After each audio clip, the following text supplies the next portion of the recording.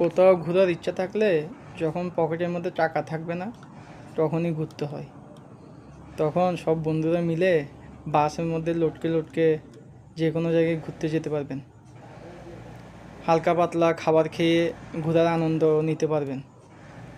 কিন্তু যখন পকেটে টাকা চলে আসবে তখন হয়তো সেই ঘোরার সময়টা পাবেন না।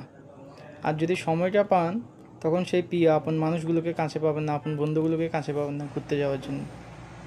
আর টাকা আসলে রোগও বেড়ে যায় আর অনেক শত্রু হয়ে যায়। তখন তখন সবাই হিংসে করে যে ওর টাকা হয়ে গেল আমার হলো না কেন। তাই কোথাও ঘোরার ইচ্ছা থাকলে যখন পকেটে টাকা থাকবে না তখন ঘোরা উচিত।